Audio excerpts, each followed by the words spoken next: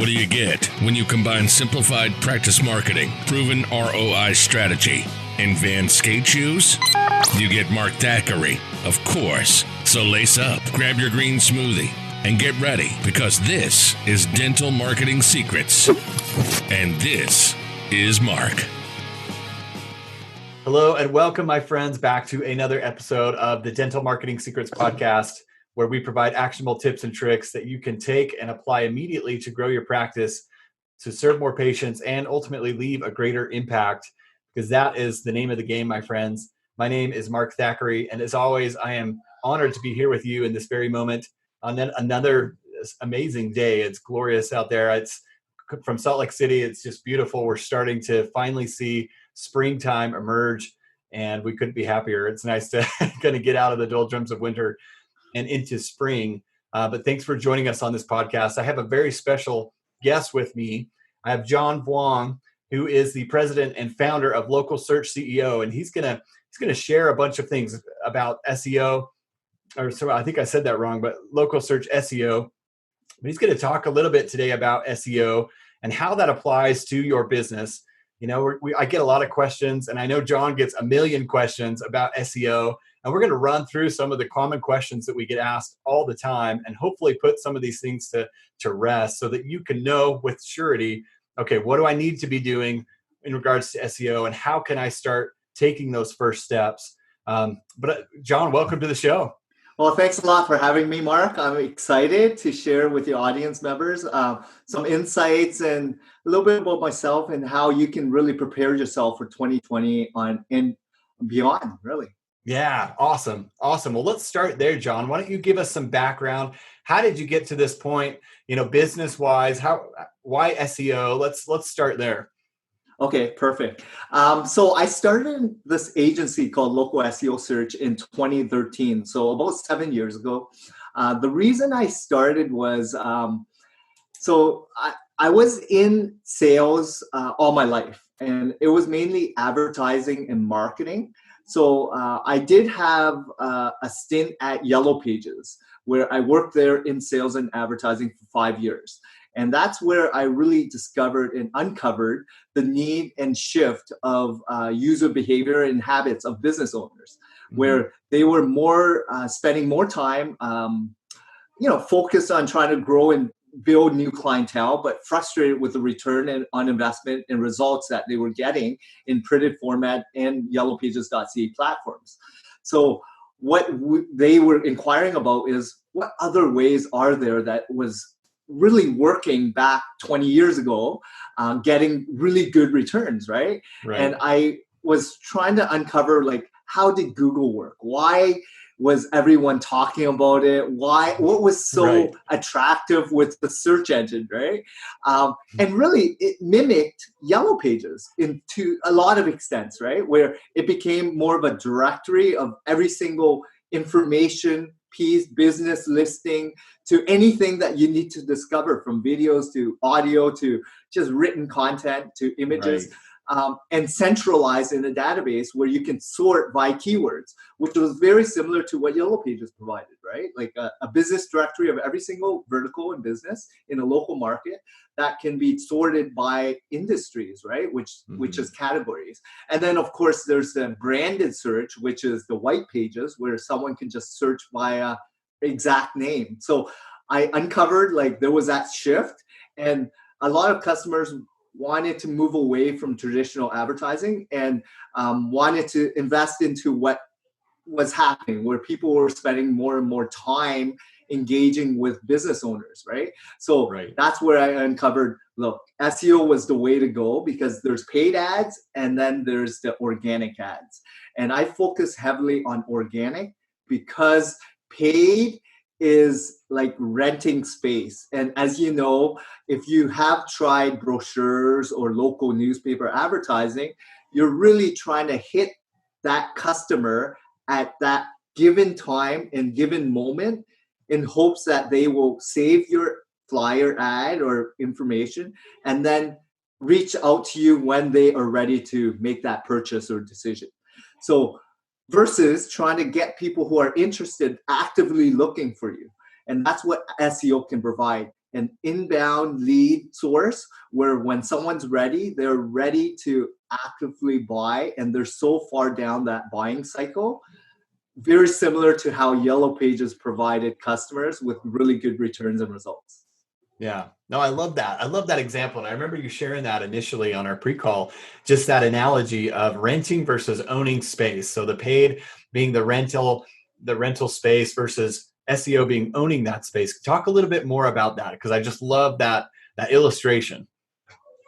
Yeah, so I'm actually into real estate investing as well. So I love the concept of equity versus rent, right? Like Yeah. if you had the choice, you want to own your property because there's a lot of opportunity to build appreciation, or every time you pay rent, it's reducing your mortgage, right? So Right, you're your owning liability, something yeah. at the end of the day.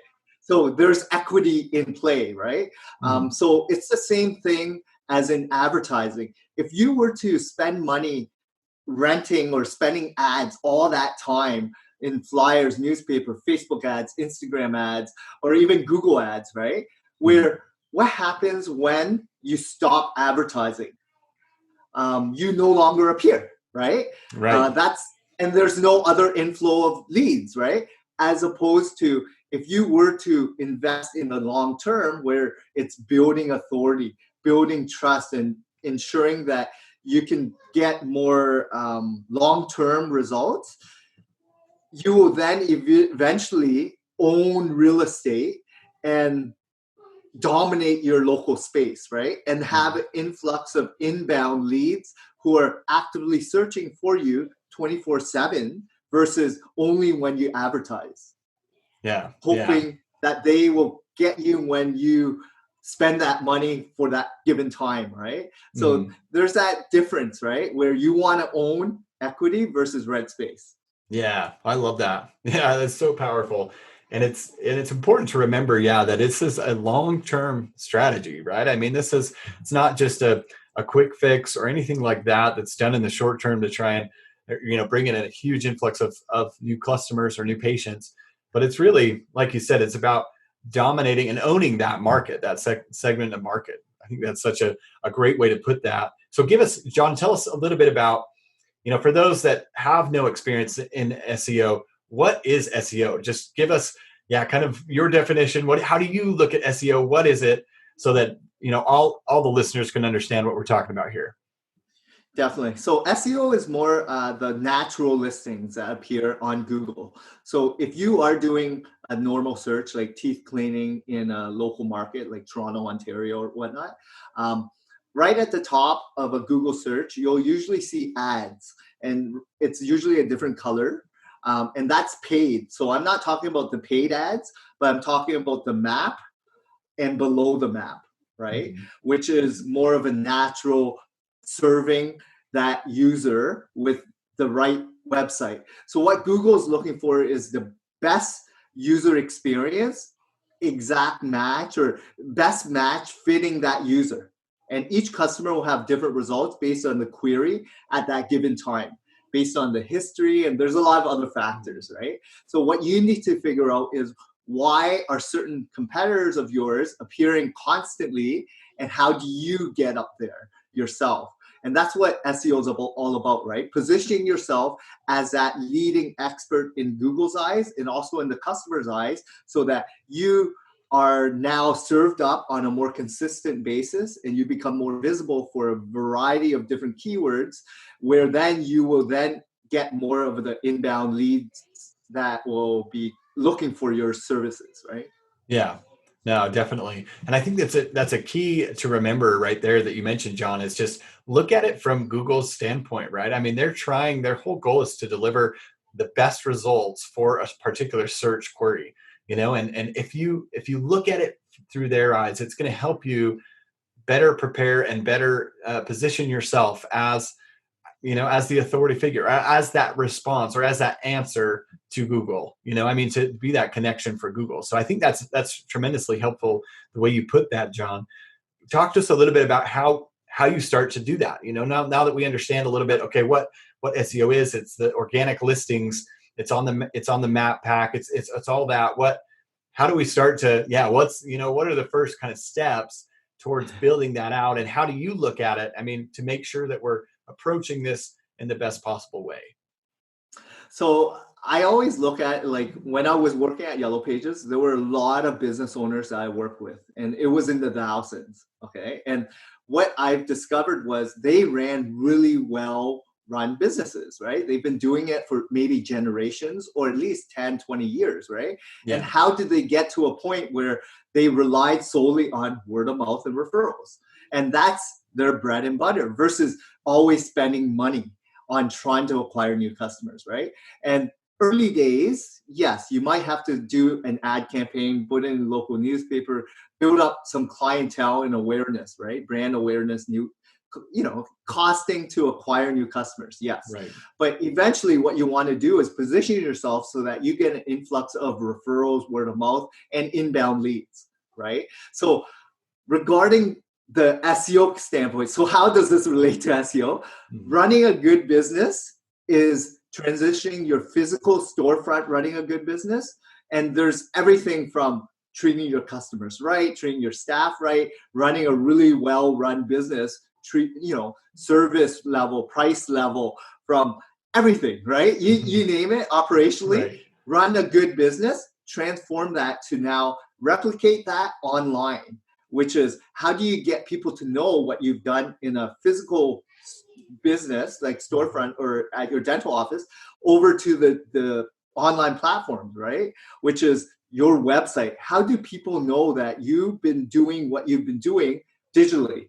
So it's now a digital footprint, right? Like it's a brochure, really. So how do you portray what you've been doing for the last 5-10 years to a website that Google will then pick up to realize, like, you know what you're talking about. You have some experience. You've been handling with X amount of customers for so many years with so many different case studies. Well, new customers don't know that, right? So you can't not put that information out there. So back in the day, there were reference letters.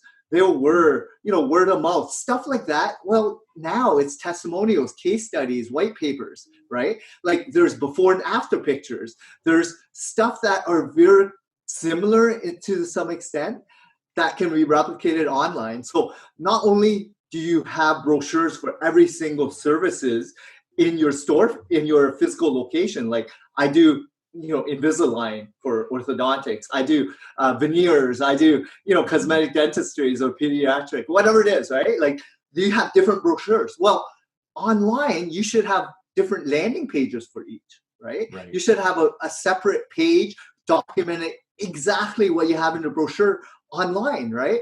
Everything is pretty much the same with images or videos or podcast, audio, whatever it is in terms of format of content, right?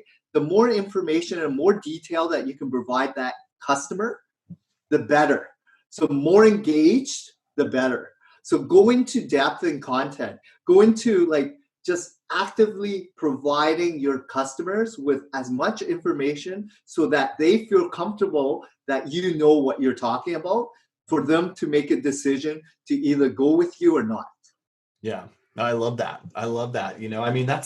There's two things that I wrote down here as you were talking about this that just stood out to me, just struck me really, really deeply. One was that how do you get people to know that you are a reputable company, that you're trustworthy, that you've been doing this a long time?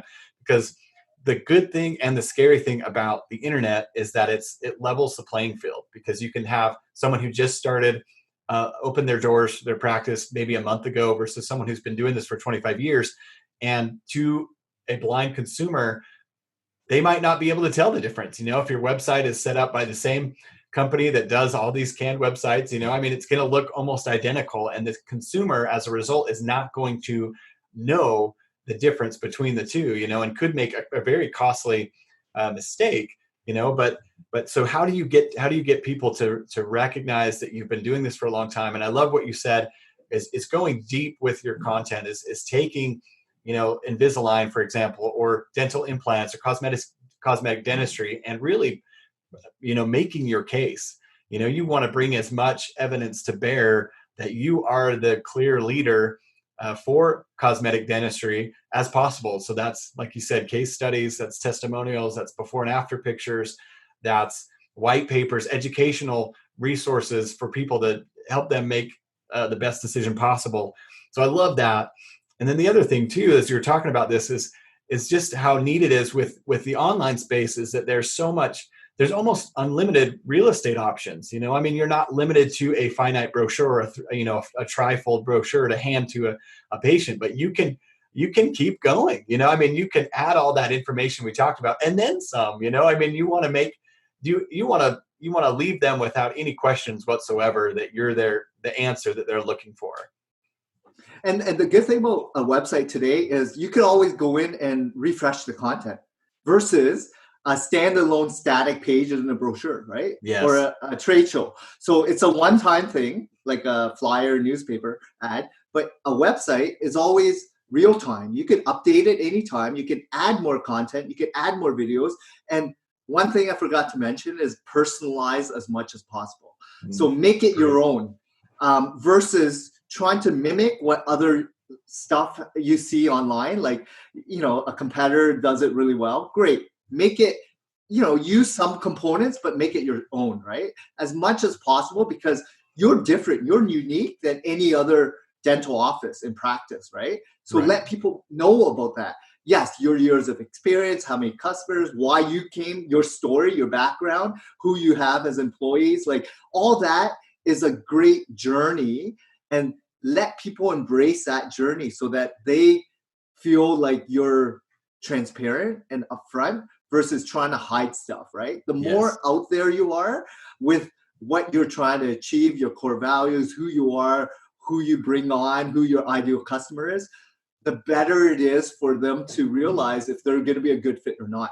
Because once you put that messaging out there, then you're going to actually attract those type of people that you want to attract into your office versus trying to attract every single person. Right. Because in a flyer or newspaper ad, there's only finite space that you can put in there. So you're not really refining the type of ITO customer that you want to go after. But on a website, on a larger scale, you can really do that with different messaging and different, pages within your website. Yeah, no, that's so true. That's so true. And I love that too. We all have, even though we might be on paper, offering the exact same services as the dental office down the road, but our own journey, like you said, our own personality, our own personal experiences, our team, our staff, our vision, our mission, that all differentiates us, to the nth degree. I mean, we are essentially, I guess the point is that we are in our own category, right? I mean, we're dental professionals, we're dentists, we're orthodontists, prosthodontists, whatever the case may be. But in reality, the competition isn't, if you're able to personalize it, like you're talking about, John, then the competition is very limited. It's not every dental office, because we're so different because of those values, because of our experiences. I love that.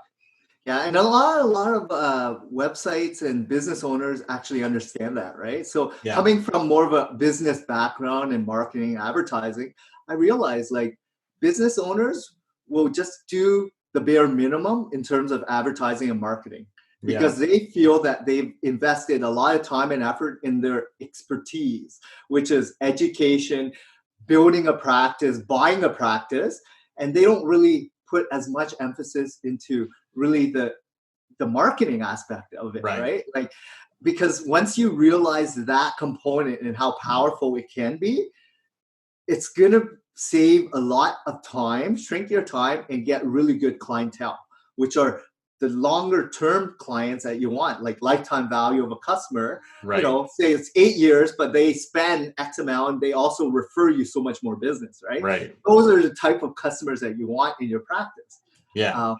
So really understand who your ideal customers are and present it on your website and personalize it so that eventually you'll have inbound leads of those exact type of ideal customers that you want to go after.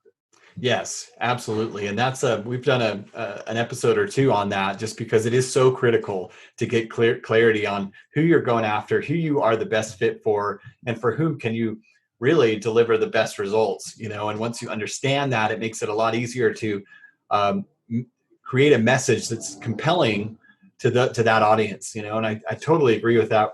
One question, John, as we're trying to personalize, let's say, a website, what are any recommendations on how to do that? Because I think a lot of, like you were just saying, a lot of dentists, a lot of professionals really feel this way too, where they're not really sure how to get started. I mean, they're like, well, can't you just do it for me or something like that? I mean, what are some recommendations? What are some tips for people that are feeling that to just get started and take that first step?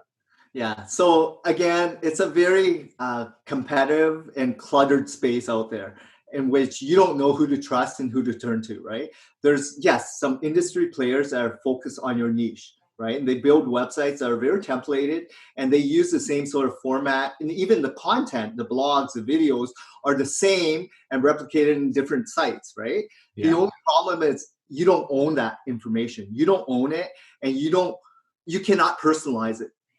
So what Google's looking for is ownership of your own content, ownership and making it unique. So it's like you wrote it versus a database of all this blogs and videos, but used hundreds of times. And that's what a lot of these companies do because of the cost, right? Instead of paying, $1,000, a couple $1,000, it's half that price, but you get all these things. Well, there's a catch to it, right? Yeah. It's just like anything, you pay for what you get. So what you need to realize is that more important to you to really just do it for the cheap, like the low cost, or do you actually want ownership? And this is where I always talk about equity, right? So when you want to own your website versus rent a space or rent, Wix or Squarespace or any platform, and then rent marketing funnels, like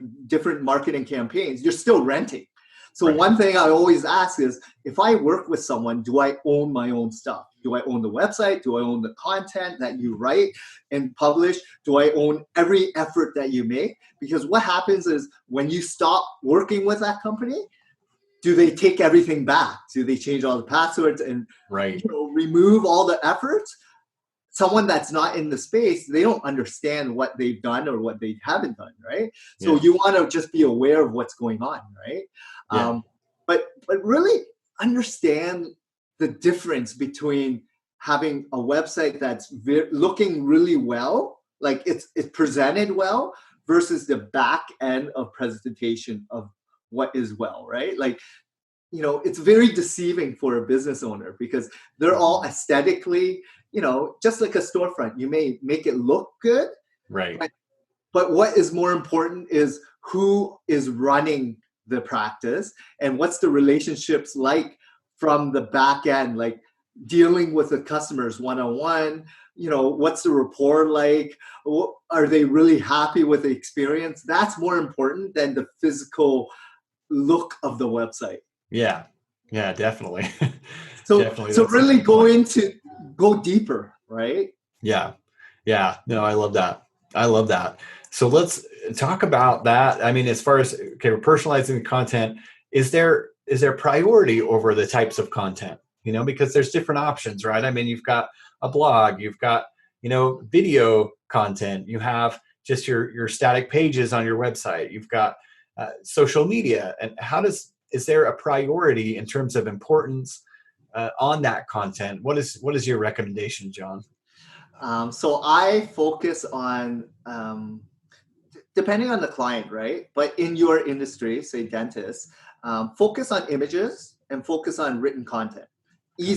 Two easiest things. Obviously, you need consent from your customers to publish that before after picture or that happy smile with braces. But once you have that, make sure you have a blurb, a write-up on personalizing what the experience was before, after, what went on, how long it took, and then maybe a testimonial from that, right? So have that story. The more storytelling you have on your website, the better it is. Not just testimonials, but if you have impact, make it a video testimonial. If you have the ability to have a video tour, right? Because you have to remember, customers are lazy. They hate reading, right? But if you give that clip of 30 seconds or a minute of a tour of your office, some case studies of testimonials or whatever, some examples. That, yes, it might cost you a little bit to produce it, but you can use it on multiple channels, like on your website, on social media, on different platforms, right? So creating that real good website with images and written contents or videos, I would say do what you can do that you can afford, and don't really worry too much, because you don't need everything, right? Yes. Go in steps and figure out if it works. If not, then try something different, right? Don't go all out and say, I need the best of everything because I want to dominate this. Well, what if it doesn't perform as well and you have to pivot and you have to redo it on a different platform, it's just like anything, right? I'm all about, as a business owner, there's no one way fits all, right? And looking at, I work with hundreds and thousands of business owners, and I'm like, every way is different, but it works for them. And that's all that matters, right? So don't worry too much about, this is what I heard here. This is what I read here. Mm-hmm. Well, it worked for them, and it might not work for you. So just run it the way you feel would be the best way to run it. Yes. Yeah. There's 100 ways to skin a cat, and that's what you're talking about right here. If whatever, and maybe a good place to start would be, what are you most naturally comfortable with? Are you better at writing? Do you feel more comfortable at writing, or would you rather just hop on that video, pull up your camera on your phone and shoot a video? So yeah, I definitely agree with that. And just do what is going to have the less, it's going to be the easiest for you to do, the less friction involved, the better, because like you said, too many people want to do it all. And so they do this monstrous effort initially, but it never lasts, it'll last a week and then they're done, they're spent, and they're wondering why it didn't work. So the funny thing is, you guys been doing, working with, and going to school for so many years as a dentist. So you're an expert in your domain, right? So now trying to write for the audience members and not knowing how to write it perfectly, right? Right. Working with someone like an expert or a team that you can trust, that knows what they're doing, that's where you want to invest your money, right? Because you can do what you do and make so much more money given that time period. Say it may take you 5 hours to write a blog. Well, 5 hours of work hours, you can generate X amount more. Why wouldn't you do that? Right. It's the same thing as, doing receptionist duties. Why do it when you can hire someone at a lower cost? Right. It's the opportunity cost, right? Build it as a business so that you can focus on what drives the most revenue for you, which is larger surgeries or whatever it may be at that given time, and let hygienists do cleaning. Let other people do other things that are lower ticket value, and you focus on the highest ticket dollar. That's such an important mindset shift right there, is just to stop worrying about all those, less important tasks that have already been figured out and solved by someone else, that can do them 10 times faster than you and probably 10 times better than you. And like you said, it'll free up more of your time so that you can focus on those higher productive hours. And I think that's so true. And I just read it the other day, I forget who said it, but it's ask who, not how, it's that paradigm shift of who can do this for me to accelerate this process, as opposed to how can I do this? And how can I, assume more responsibility? We're all so busy as it is. If you can delegate that to a trusted team member, to a team that you trust, then that's going to make it, you're just going to go so much farther than if you were going to try and do that on your own. So I love that. So what about, I know there's a lot of tools out there, we talked a little bit, Google My Business. Talk to us about that. How important is that? And how, and let's talk social media for just a moment too. Like if I do, going back to the content, say I personalize, before and after transformation, a case that we did with a patient, very dramatic, and I go through all the effort. Do I then take that and I post it on my blog? Do I post it on my Facebook page, my Google My Business page? What would be your recommendation? Are you trying to to disseminate that to as many channels as possible, or exactly. Okay. So you want to amplify it, right? So Okay. put it onto your own website so that any social post will redirect people back to your website, which will then generate more of a sticky new customer feel. And Google likes that. They're tracking how long people are staying, unique visitors, what pages people are checking you out, and then actual action, right? If there's someone's calling or emailing. So let me pause you right there. So John, you're saying, so if you push it out on social media, not necessarily give the full story on social media, but just a teaser and direct them back to the website. Okay. Exactly. That's the best way, because you want people to go back to your website as a unique click, right? So yes, you can amplify it on all social platforms like Twitter, Instagram or Facebook or LinkedIn or whatnot. And then you go back on your own website, make sure that there's a call to action too, right? Like every single blog should be at the bottom. What's the next step? If you like what you see, call us for a quote. We're accepting new patients. Something, right? Because you spent all this time and effort putting this content piece together with images, with content. And I think the hardest thing for a lot of these business owners who are dentists as a profession to now try to write for the audience members. They have to speak to the language of their customers and not speak to other dentists. Right. And that's the biggest challenge, because when you write, you're writing for other dentists, right? Right. And you're reading all the content from publications and association material, which is geared towards dentists. So that's what you feel everyone's reading at that level. But in reality, you should be writing and reading to the lower tier level, right? Like the customers. So that's where you have to understand, like an agency that understands the right content and does SEO can really take away that stress and aggravation that you've been trying to focus on to do it better and get way better results. Yeah. Well, that's so important to remember. Yeah. Cause it's going back to what we were talking about, where it's just, we don't know.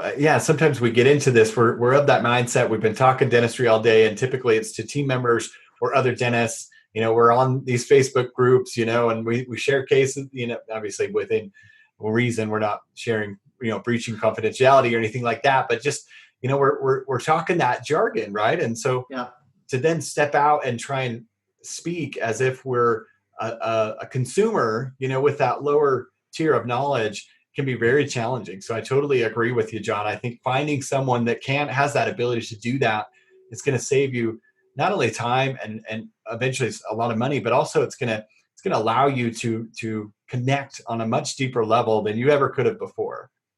Yeah.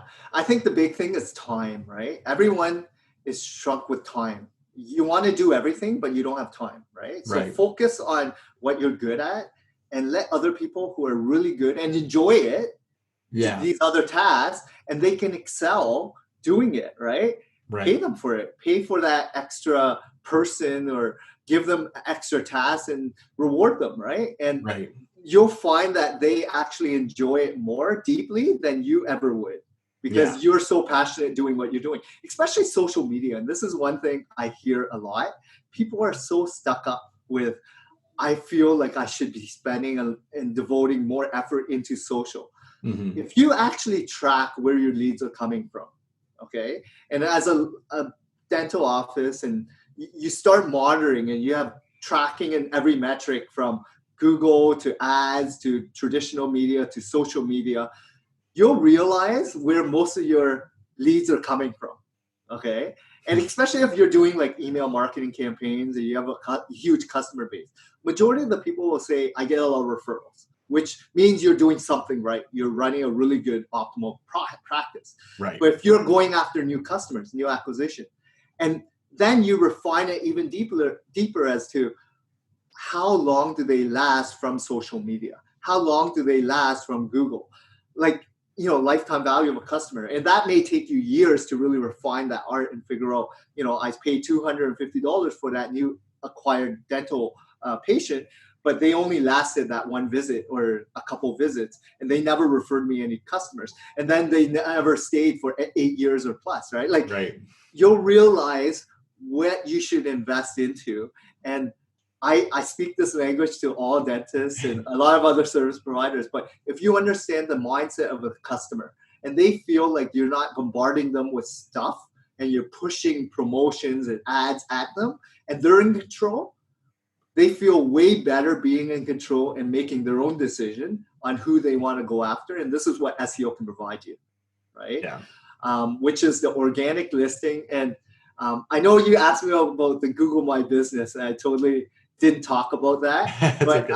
I'll go into it briefly right now. So the Google My Business is very important, and it is a social platform for Google, right? So think about Facebook, Instagram, LinkedIn for different purposes. This is what Google has, which is the map. It's called the 3-pack local pack map, right? And usually on every single city, you'll see that there's 3, and sometimes there's ads at the top. And this is what I mean by claiming your Google My Business page first off. So if you're the business owner, make sure you verify it, claim it, so then you have full ownership. When you have full ownership, then you can go in and edit things within that page, and get a lot of insight as well. Traffic insight, keyword research insight, and also like map directions and how many people are calling. A lot of information like analytics, right? Like your website, Right. There's Google Analytics, but Google My Business also has their own analytics, right? So how do you optimize that? What is Google looking for to rank that 3-pack? What is important is very similar, building authority and trust. What Google's looking for is there's a lot of factors in that Google 3-pack. Reviews are very important, right? So are links, right? Getting people to link back to you, right? How credible is that content to who you are and your competitors and who you're going after, right? Is it matching what people are searching for, right? Is it relevant to that user? So think about a dentist, and you're looking at probably targeting 2 to 4 kilometer radius, right? As patients. Right. So focus on communities, focus on really going after neighborhoods, even mentioning that in your website, right? Mentioning stuff that are really connected to who you're wanting to go after and your group of clientele, your location, but really focus on like just personalize, localize, and make it as relevant for the user as possible. Yeah, no, I love that. Personalized, relevant, user-friendly. Those are great. And that's, and that's what's cool is you don't have to necessarily, when you're talking about localizing it, things that they might find interesting about that particular community that you're trying to serve, it doesn't have to be all dental specific, right? I mean, you could be talking about events within the community, recent happenings, news, that sort of thing, because that's all, going back to the relevancy, that's all relevant to the people that are living in that community. They're concerned about their immediate sphere, all the places that they go to on a regular basis, much more so than the greater, national or global situation for the most part. So I think that's important to remember.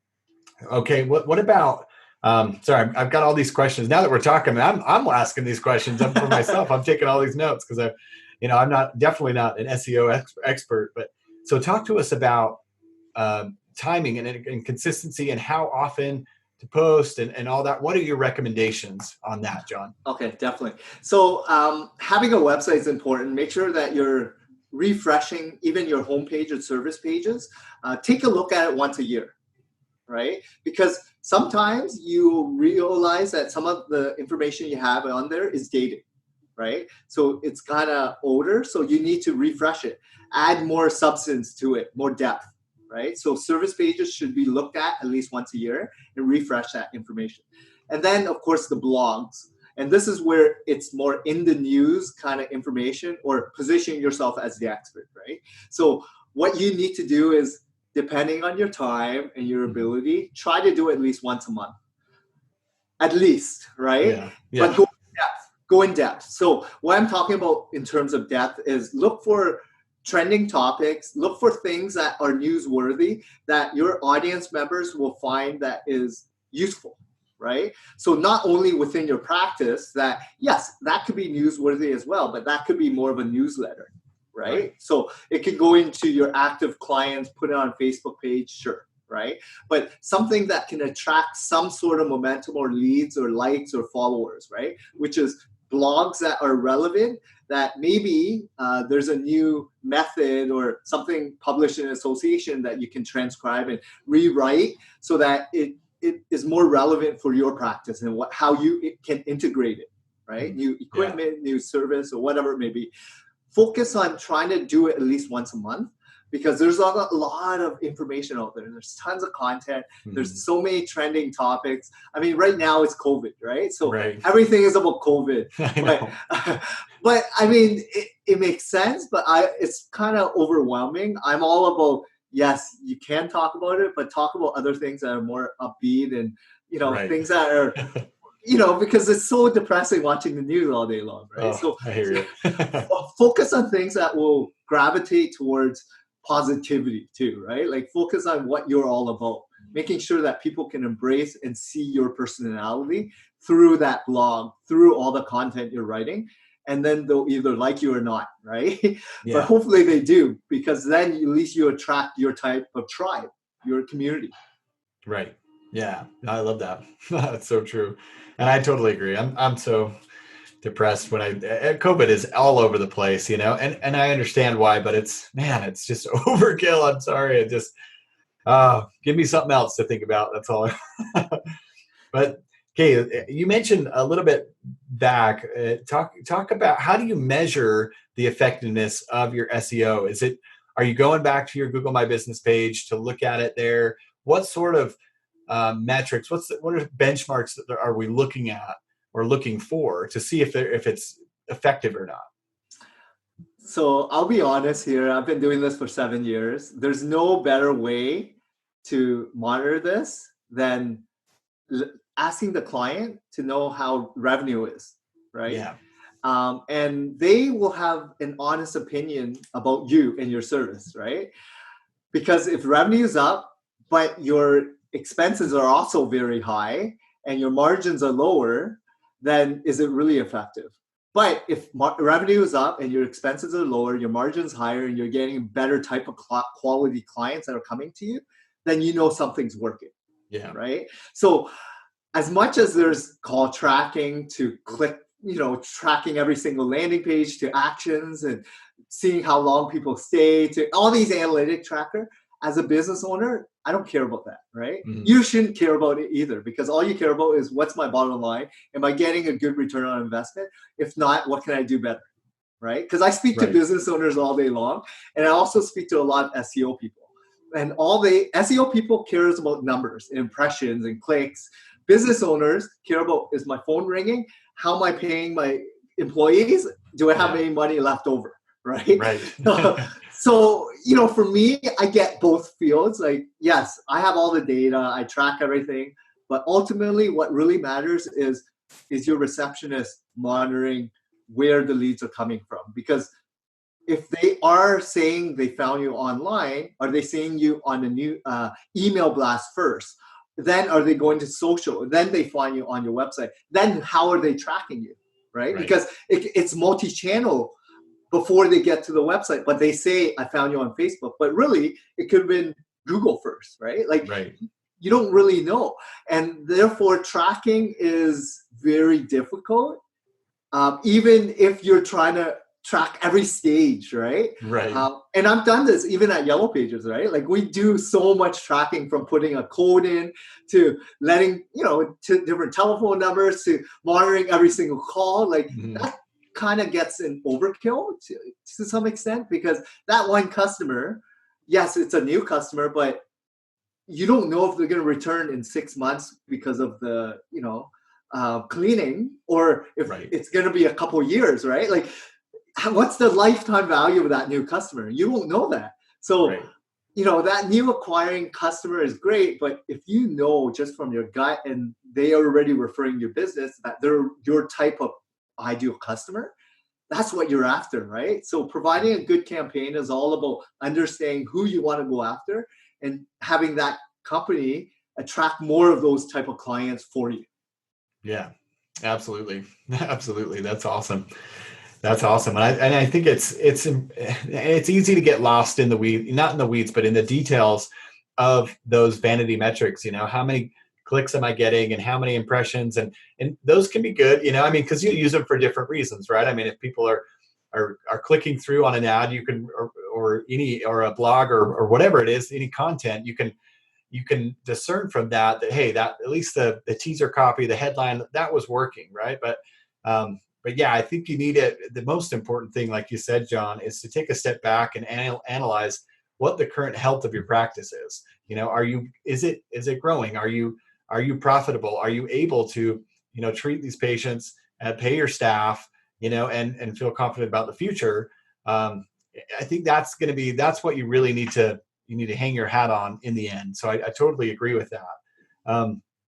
Wow, geez, man, this has gone really well. So I thank you for your time. I've got I usually have some space reserved for notes, and I just keep writing on the front and the back of this. So this has been so good, and I really appreciate your time, John. We're gonna definitely have to have you come back if you're open to that and do a follow up on this, because there's honestly a lot more questions that we had brainstormed that I think would be very applicable. But any last recommendations or comments that we might not have touched that you feel important to share with the listeners? Yeah, I think, venturing into this new space of search engine optimization, if you haven't already, or if you're frustrated not knowing what's going on, right?